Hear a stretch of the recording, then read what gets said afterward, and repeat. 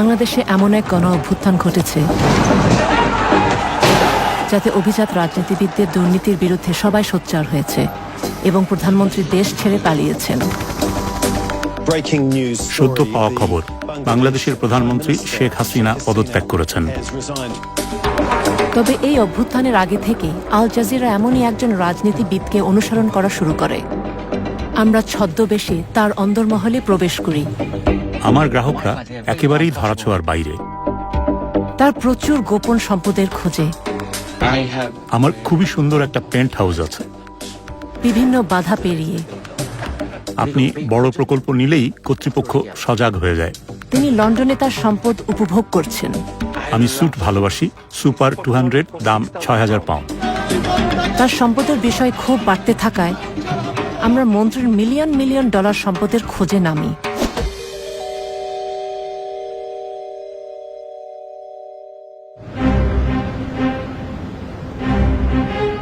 অভ্যুত্থানের অনেক আগে আল জাজিরার আই ইউনিট একটা তথ্য পেয়েছিল।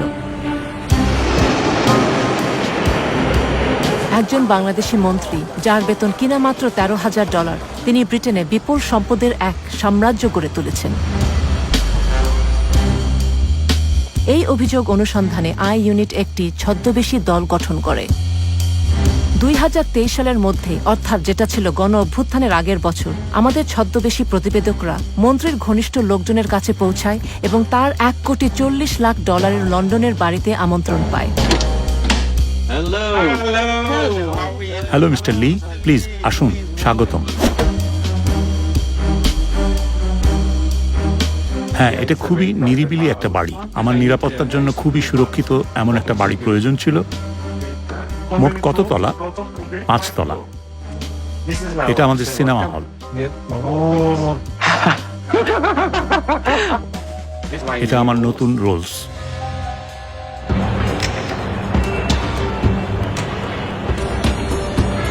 চৌধুরী বন্দর শহর চট্টগ্রামের একটা প্রভাবশালী পরিবারের সদস্য।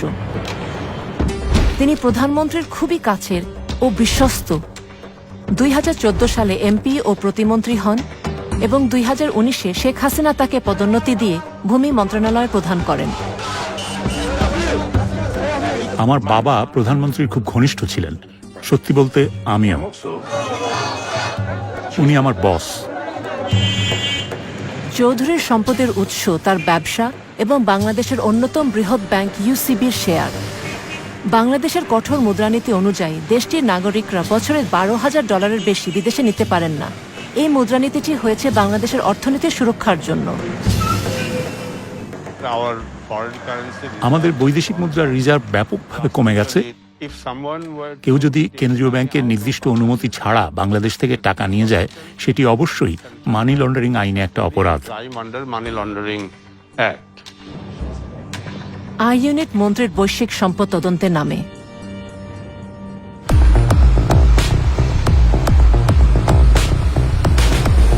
প্রথমে আই ইউনিট দেখার চেষ্টা করে মন্ত্রীর কি পরিমাণ সম্পত্তি ব্রিটেনে আছে। ফলাফল চমকে ওঠার মতো। চৌধুরী ডেভেলপারদের কাছ থেকে বাড়ি কেনার জন্য বেশ কিছু কোম্পানি তৈরি করেন। 2016 থেকে 2021 সালের মধ্যে তিনি যুক্তরাজ্যে 265টি বাড়ি কিনেছিলেন। তিনি প্রধানত বার্কলি গ্রুপের মতো শীর্ষ ডেভেলপারদের কাছ থেকে কিনেছেন। আপনাদের মন্ত্রীর ব্যবসা রয়েছে। হ্যাঁ, তিনি সম্পত্তির ব্যবসায় জড়িত। আবাসন সংকটের কারণে তিনি প্রচুর লাভ করেছেন। কিন্তু তার কেনাকাটা সেখানে থেমে থাকেনি। 2021 সালে চৌধুরী লন্ডনের এই বিলাসবহুল সম্পত্তি $1,60,00,000 কেনেন।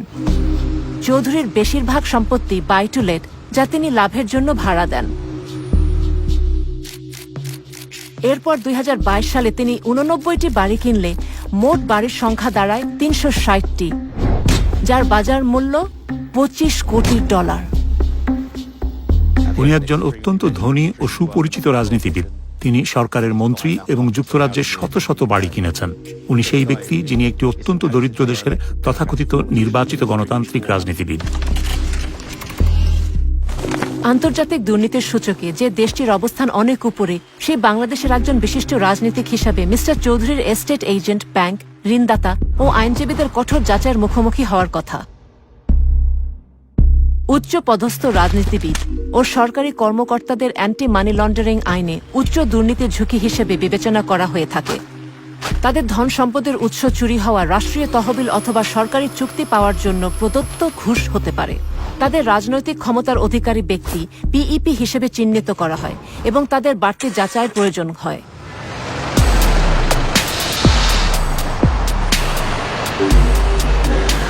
মন্ত্রী কিভাবে এসব যাচাই প্রক্রিয়া অতিক্রম করেছিলেন তা বোঝার জন্য আমাদের একটি গোপন টিমকে তার একটা সম্পত্তি দেখতে পাঠানো হয়। আমাদের গ্রাহকের লন্ডনে ৩০০টি বাড়ি আছে। উনি লেটিং এজেন্সি মুভিং সিটির একজন বিক্রয় এজেন্ট। তিনি লন্ডনে আসেন, কয়েকটি বাড়ি কেনেন, তারপরে চলে যান। লকডাউনের সময় তিনি যুক্তরাজ্যে নতুন বাড়ি কেনার জন্য ২০ কোটি পাউন্ড ব্যয় করেন।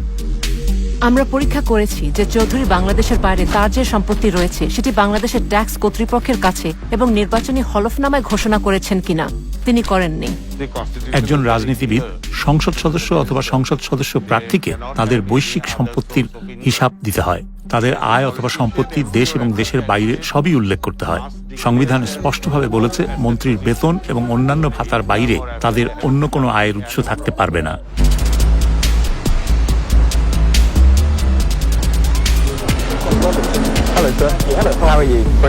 আমরা যেমনটা ভেবেছিলাম, এজেন্টটি আমাদের তার বসের সাথে পরিচয় করে দিতে চাইল। রিপন মাহমুদ একজন এস্টেট এজেন্ট, যিনি মন্ত্রীর নিজ শহর চট্টগ্রাম থেকে এসেছেন। তিনি সাইফুজ্জামান চৌধুরীর মতো ধনী গ্রাহকদের সাথে গোপনে কাজ করেন। আসলে আমার গ্রাহকরা এমনই, আমাকে ভুল বুঝেন না, তারা ধরাছোঁয়ার বাইরে। আপনাকে বিশ্বাস করে টাকা বিনিয়োগ করে, 1 কোটি, 5 কোটি ডলার, এটাই হচ্ছে। রিপন মাহমুদ লন্ডনে একটা হোটেলে আমাদের গোপন টিমের সাথে দেখা করতে যাচ্ছেন। অনেক ধন্যবাদ। ধন্যবাদ। আমরা ধনী বিদেশি বিনিয়োগকারী হিসেবে অভিনয় করছি, যারা চীন থেকে 10 কোটি ডলার যুক্তরাজ্যের সম্পত্তি বাজারে স্থানান্তর করতে চাচ্ছে। রিপন, দেখা হয়ে ভালো লাগলো। আমাকে বিলি ডাকো। বিলি, দেখা হয়ে ভালো লাগলো। ব্যবসায় আগ্রহী এজেন্ট আমাদের টার্গেট মিস্টার চৌধুরীর ব্যাপারে পরবর্তী ক্লু দেন। আমার একজন ভালো বন্ধু মিস্টার সি, এই লোকটা ঠিক যেটা আপনি আমার কাছে চাচ্ছেন, প্রায় ঠিক সেটাই আমি তার জন্য করেছি। তিনি দুবাইয়ের, না চীন, না উনিও বিদেশি। হ্যাঁ, অবশ্যই তিনি একজন পিইপি এবং বিদেশি। তিনি একজন মন্ত্রী, একজন ক্ষমতাধর মন্ত্রী। তিনি বুদ্ধিমান, তিনি বড় প্রকল্পে যান না। যখন আপনি বড় প্রকল্পে যান, কর্তৃপক্ষ সতর্ক হয়ে যায়। বড় টাকা, বড় সংখ্যা সবাইকে সতর্ক করে দেয়। আপনি বুঝতেই পারছেন আমি কি বলছি। তাই তিনি 1 কোটি আনেন। আপনি বুঝতে পারছেন তো আমি কি বলছি? এবং উনি বলেন আমি নগদে কিনিনি, ব্যাংক আমাকে টাকা দিয়েছে। রিপন যখন মন্ত্রীর ব্যবসা দেখছে, তখন বাংলাদেশের সাধারণ নির্বাচনও বেশ ঘনিয়ে এসেছে। হাসিনার সরকারের একজন গুরুত্বপূর্ণ ব্যক্তিত্ব হিসেবে দুর্নীতি নির্মূলের কথা দিয়ে তিনি বেশ প্রচারের আলোতেও এসেছেন। এদিকে আমাদের লন্ডনের টিম একটা গুরুত্বপূর্ণ তথ্য পেল যে মন্ত্রীর যুক্তরাষ্ট্রের সম্পত্তি আছে। সেখানে তিনি 9টি বিলাসবহুল অ্যাপার্টমেন্ট কিনেছেন, 5টি নিউ ইয়র্কের প্রধান এলাকায় এবং আরো 4টি নদীর ওপারে নিউ জার্সিতে। আরো কয়েক দফা সাক্ষাতের পর রিপন আমাদের কাছে স্বীকার করলেন যে তার সবচেয়ে বড় গ্রাহক মন্ত্রী চৌধুরী। আমার সবচেয়ে বড় গ্রাহকদের একজন আগামীকাল শহরে আসছেন। উনি বাংলাদেশ থেকে আসছেন। তিনি ভূমিমন্ত্রী। তিনি তোমার গ্রাহক? হ্যাঁ, আমি 4 বছর আগে তার জন্য সবকিছু সেট আপ করেছি। এখন প্রতি বছর সে আমার মাধ্যমে প্রায় 10 কোটি ডলারের বেশি বিনিয়োগ করে। মন্ত্রী বাংলাদেশে ফেরত যাওয়ার আগে তার সাথে আমাদের দেখা করতে হবে।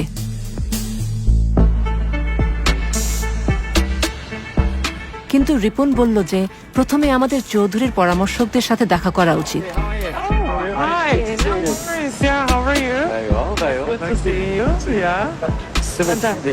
প্রথমে আমরা মন্ত্রীর আইনজীবীর সাথে দেখা করলাম।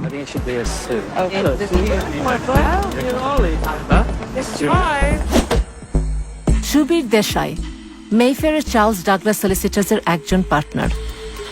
তিনি কোম্পানির মানি লন্ডারিং রিপোর্টিং অফিসার হিসাবেও কাজ করেন যার দায়িত্ব হচ্ছে কোম্পানির আইন কানুন মেনে চলা নিশ্চিত করা।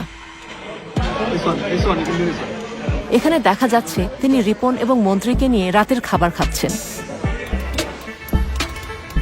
2021 সাল থেকে তার প্রতিষ্ঠান চৌধুরীর কোম্পানিগুলোর 100টিরও বেশি ঋণের আইনগত কাজগুলো করেছে, সম্পত্তির পুনঃ অর্থায়নের ব্যবস্থা করেছে।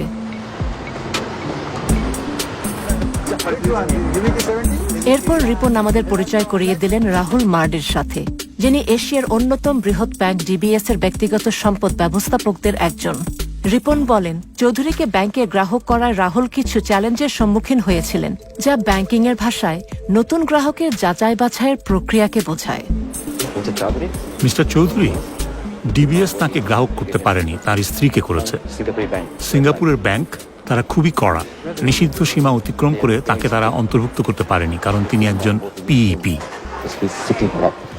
তবে 2024 জানুয়ারির মধ্যে ডিবিএস মন্ত্রীর কোম্পানিগুলোকে 20টি ঋণ দিয়েছিল, যা তার সাম্রাজ্যকে অর্থায়নে সহায়তা করেছে।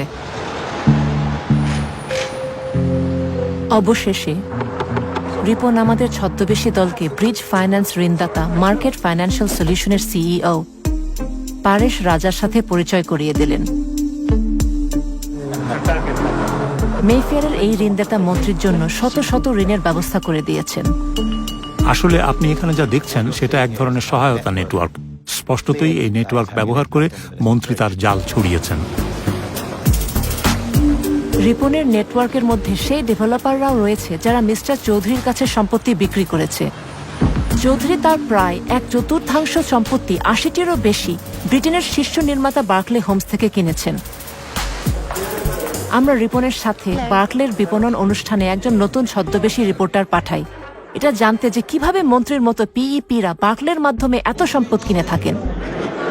আমি বার্কলের সাথে খুব ঘনিষ্ঠভাবে কাজ করি। আমি চেয়ারম্যান, ম্যানেজিং ডিরেক্টর সবার সাথে পরিচিত, কারণ বার্কলে গ্রুপের সাথে আমি অনেক লেনদেন করি। বার্কলে জানে আমি বেশিরভাগ পিইপিকে বার্কলেতে নিয়ে গিয়েছি। তারা জানে আমি কিভাবে কাজ করি। যদি আপনি তাদের কাছে যান, তারা বলবে উনি একজন পিইপি, সুতরাং আমরা এটা করতে পারবো না। কিন্তু আমার মাধ্যমে গেলে আমি তাদেরকে এমনভাবে উপস্থাপন করি যে তারা না করতে পারেন না। আমাদের ছদ্ম পরিচয়ের আলোচনায় মন্ত্রীর সম্পর্কে আরও একটি তথ্য মেলে। আমি বেশ কিছু পিইপির সাথে কাজ করি। তাদের একজন মন্ত্রী এশিয়ার, তার 300-রও বেশি বাড়ি আছে এবং আমি দুবাইতে এগুলো তার জন্য কিনেছি।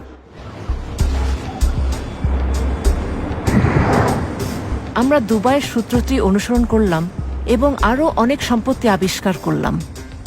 দুবাইয়ের সম্পত্তি সম্পর্কিত ফাঁস হওয়া এক তথ্য ভাণ্ডার বিশ্লেষণ করে আমরা তার কেনাকাটার মাত্রা জানতে পারি।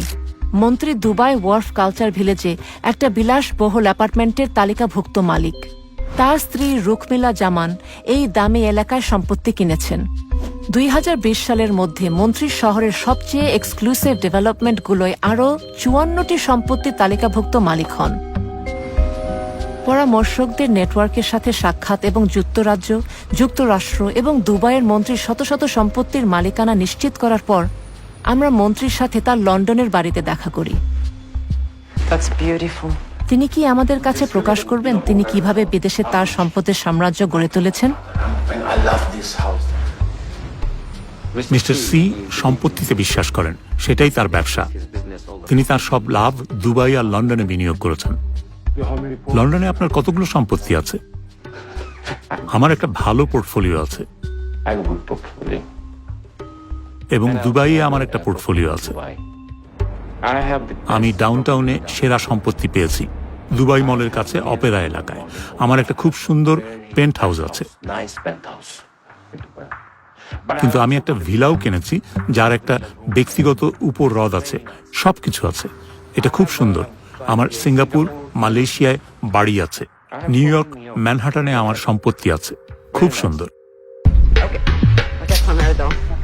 মাঠ পর্যায়ে গোপন ফিক্সারের প্রয়োজনীয়তা তিনি ব্যাখ্যা করলেন। আপনি লন্ডন এবং যুক্তরাজ্যে যে সব সম্পত্তি কিনেছেন সেগুলো সবই কি রিপনের মাধ্যমে? ও আমার প্রধান লোক, ও আমার ভাই।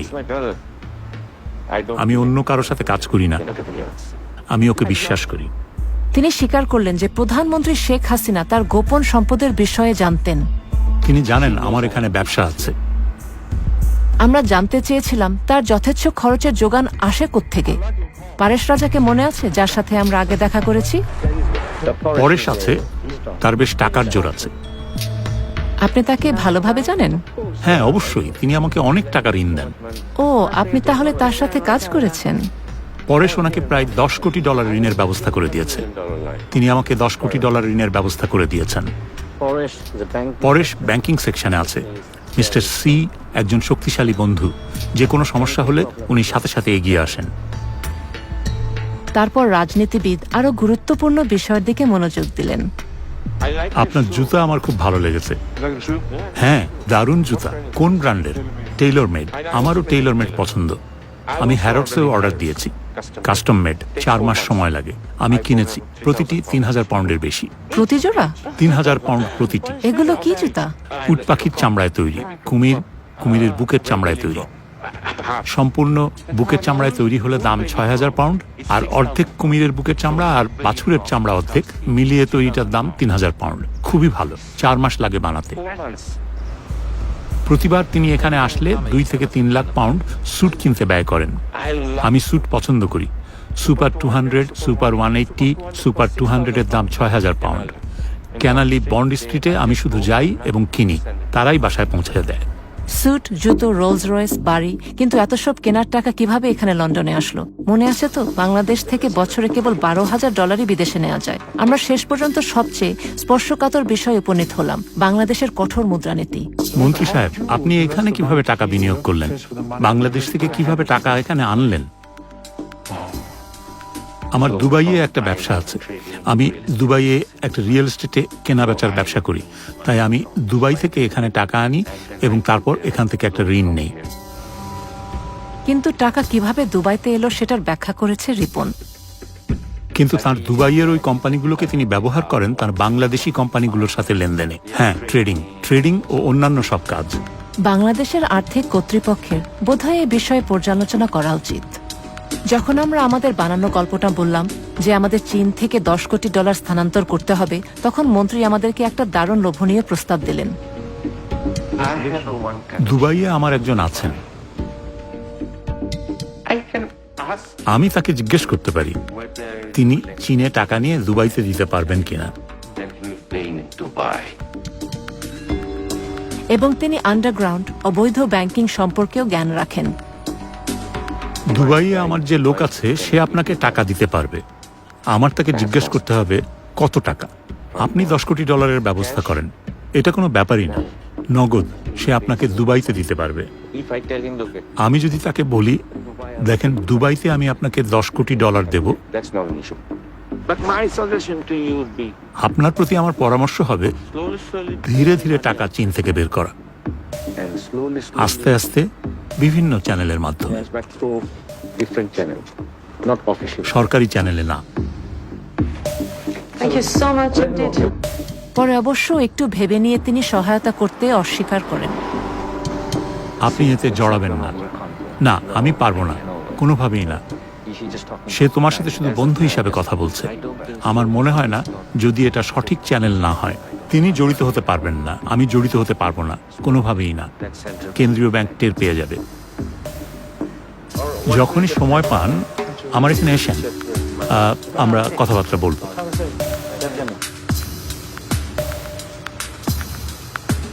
মন্ত্রীর বাসায় পুনরায় যাওয়ার নিমন্ত্রণ সহ আমরা বের হলাম, এবং যখন আমরা ফিরতে যাচ্ছিলাম, ক্যাবের ভিতর রিপন মন্ত্রীর বৈশ্বিক সম্পদের প্রকৃত মূল্য জানালো।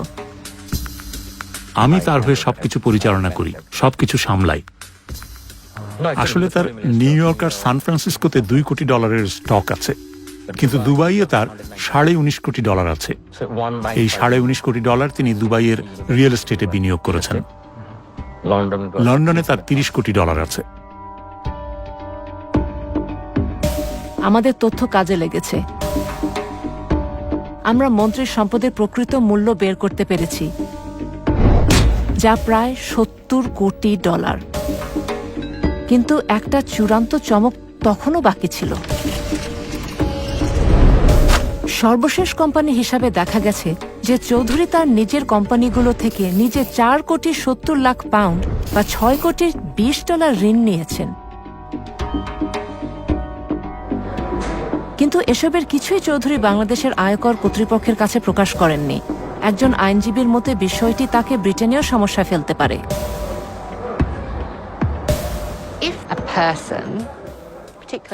যদি কোনো ব্যক্তি, বিশেষ করে একজন পিইপি, তার ট্যাক্স রিটার্নে মিথ্যা ঘোষণা করে, তাহলে এটা এখানে বড় সমস্যা হতে পারে।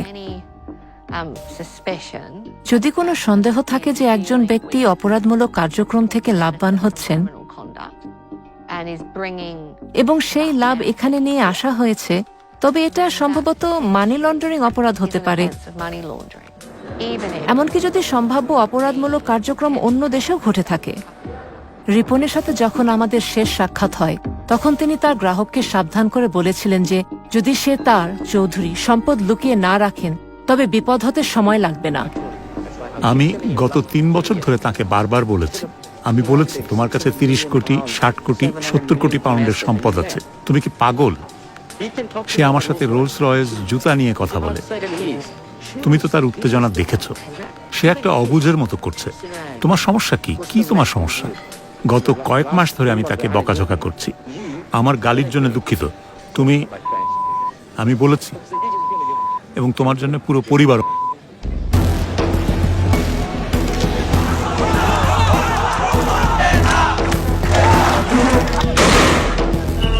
বাংলাদেশ যখন বিক্ষোভে ফেটে পড়েছে, তখন জনগণ জানতে চায় তাদের দেশের লুটের সম্পদ কোথায় গেছে। দেশটির প্রধানমন্ত্রী পালিয়ে গেছেন,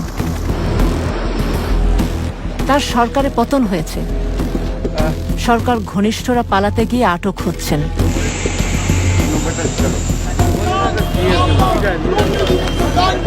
ইউসিবি ব্যাংকের বাইরে বিক্ষোভ হয়েছে। শেয়ার হোল্ডাররা বলছে চৌধুরীরা ব্যাংকটি লুট করেছে। এর কিছুদিন পরেই কেন্দ্রীয় ব্যাংক ব্যাংকটির গ্রাহক এবং ব্যাংকটির অস্তিত্ব রক্ষার প্রয়োজন উল্লেখ করে বাংলাদেশের কর্তৃপক্ষ চৌধুরীর ব্যক্তিগত ও ব্যবসায়িক ব্যাংক অ্যাকাউন্টগুলো মানি লন্ডারিং আইন অনুযায়ী স্থগিতের নির্দেশ দিয়েছে। দুর্নীতি বিরোধী নজরদারি সংস্থাগুলো বলছে চৌধুরীদের এসব কাজে সতর্ক ধ্বনি বাজছে।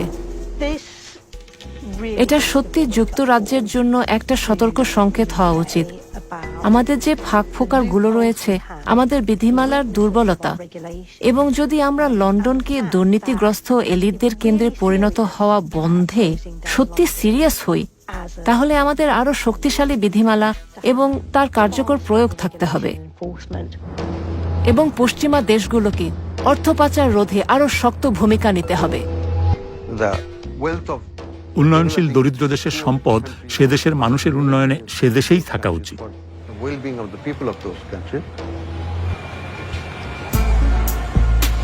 চৌধুরীর বর্তমান অবস্থা অজানা, তার ভবিষ্যৎ অনিশ্চিত, কিন্তু আই ইউনিটের হাতে একটি সাম্প্রতিক কল রেকর্ড এসেছে। আপনি কই এখন? আপনি কি বাংলাদেশে? আমি নিরাপদে আছি, আল্লাহ। কিন্তু বেরোতে পারেন নাই? পেরেছি। ওয়াও, কোথায় কোথায় আপনি এখন?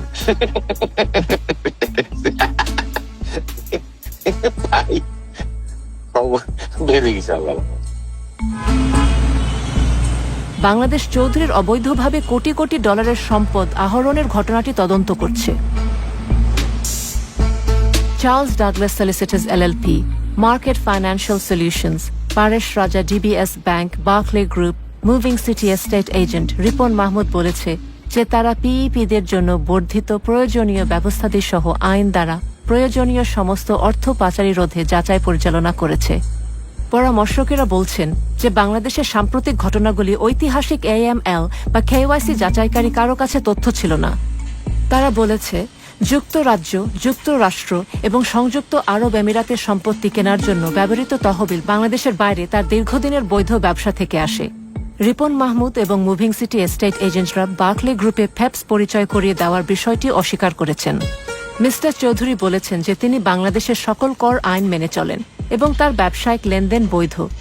যুক্তরাজ্য, যুক্তরাষ্ট্র এবং সংযুক্ত আরব আমিরাতের সম্পত্তি কেনার জন্য ব্যবহৃত তহবিল বাংলাদেশের বাইরে তার বৈধ দীর্ঘস্থায়ী ব্যবসা থেকে এসেছে। তিনি বলেন, তার বিরুদ্ধে তদন্ত রাজনৈতিক উদ্দেশ্য প্রণোদিত।